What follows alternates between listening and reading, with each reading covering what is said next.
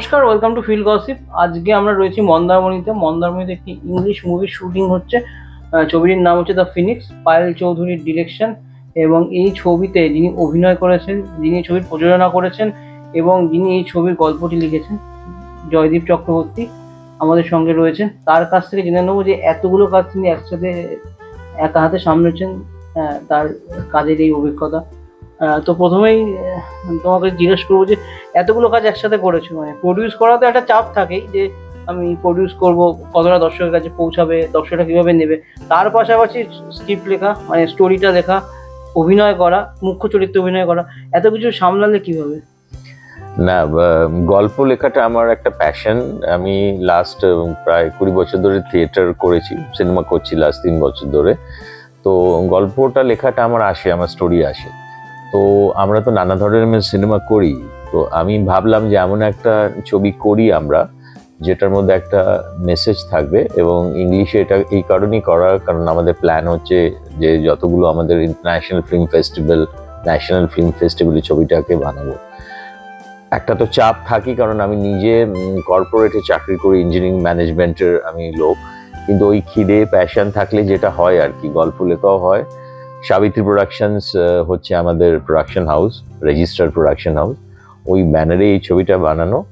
আর আমার মনে হয় যে সত্যি যদি প্যাশন থাকে আর যদি ইচ্ছে থাকে তখন সময়টা ঠিক বেরিয়ে আসে। এবং সেই কারণেই হয়েছে। পায়েল ভীষণ একজন দক্ষ ডিরেক্টর এবং খুব সুন্দরভাবে ছবির কাজ এখন পর্যন্ত হয়েছে। আমার মনে হয় আজকের পরে অলমোস্ট 80% ইজ ওভার।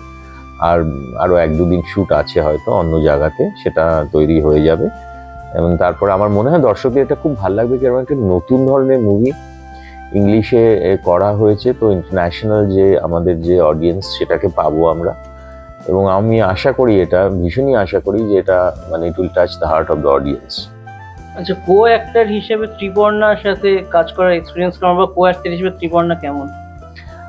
ত্রিপর্ণার সাথে এর আগে আমি জাস্ট 2-3 মাস আগে আমরা আমাদের একটা ফিচার ফিল্ম মুখোশে মানুষে খেলা, ওটার সময়ও ত্রিপর্ণার সাথে আমার দেখা।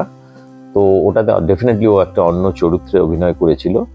তো আমার মনে হয়েছিল ওর মধ্যে অনেক ট্যালেন্ট আছে, প্যাশন আছে এবং ডিফারেন্ট শেডসের চরিত্র করতে পারবে। সত্যি কথা বলতে এই দ্য ফিনিক্স এই ছবিটার যদি মুখ্য চরিত্র বলতে হয় কাউকে, সবারই মানে এভরিবডি হ্যাজ এ কি রোল টু প্লে, কিন্তু তার মধ্যে আমার মনে হয় যে রোলটাও করছে, চরিত্রটার নাম মেঘা, সবগুলো ক্যারেক্টার ওই মেঘাকে ঘিরেই চলছে। তো she has a very vital role and fantastic co actress. And ভীষণ ওর মধ্যে যেটা আমি দেখেছি যে she is always learning and পুরোটা দেয়, she gives 100%। And I am sure that এখন পর্যন্ত যতটা ছবি গেছে আমাদের ডিরেক্টরও খুবই happy, I am also very happy, and she is a very fabulous actress.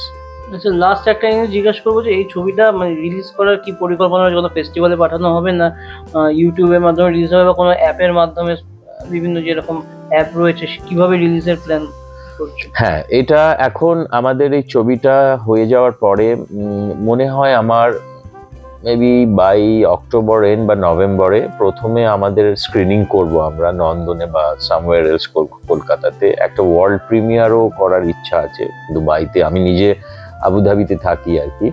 তো হতে পারে আমরা একটা স্ক্রিনিং ওখানে করব, স্পেশাল স্ক্রিনিং, গ্লোবাল আর কি প্রিমিয়ারের মতন কলকাতাতে হবে। তারপরে এটা ইন্টারন্যাশনাল সবগুলো ফিল্ম ফেস্টিভ্যালে যাবে। এবং তারপরে ফাইনালি আমাদের প্ল্যান আছে অ্যামাজন বা বাকি যে প্ল্যাটফর্মগুলো আছে। আর এটার এই ছবিটা হয়ে যাওয়ার পরে, এটা তো ইংলিশের ছবি, আমাদের ইচ্ছা আছে আরও অন্য ল্যাঙ্গুয়েজে এটাকে ডাব করে to promote the film all over India and abroad. আমাদের সঙ্গে এখন রয়েছে দ্য ফিনিক্সের ডিরেক্টর পায়েল চৌধুরী। আজকে প্রচণ্ড হেক্টিক শিডিউলের মধ্যে পুরো শ্যুটটা করতে হয়েছে, ফাইনালি র্যাপ আপ হয়েছে। তো পায়েলকে আমরা পেয়ে গেছি, একটু সংক্ষেপে জেনে নেবো যে পুরো শ্যুটের এক্সপিরিয়েন্সটা কেমন ছিল। আজকে তো প্রচণ্ড হেক্টিক শিডিউলের মধ্যে আমাকে শ্যুটটা করতে হলো এবং ফাইনালি র্যাপ আপ হলো। তো কেমন ছিল পুরো শ্যুটের জার্নিটা? শুটের জার্নিটা আজকে তো যথেষ্ট একটা আনপ্রেডিক্টেবল ওয়েদার ছিল, যেহেতু আমরা পৌঁছেছি 12টার সময়। আমার তারপর শুট শুরু করতে পেরেছি 2টোর পর থেকে। এবং আমার অনেকগুলো সিন ছিল আউটডোর, যেটা আমার সেখানে লাইটের দরকার ছিল এবং 6টার মধ্যে আমি জানি সানডাউন হয়ে যাবে, তো অনেক তাড়াতাড়ি কাজটা তুলতে হয়েছে। কিন্তু আমার যারা টিম মেম্বার আছেন তারাও আমাকে হেল্প করেছেন, এবং তিনি মেইন যারা কাস্টিং এ ছিলেন জয়দা এবং ত্রিপর্ণা, তারাও হেল্প করেছে।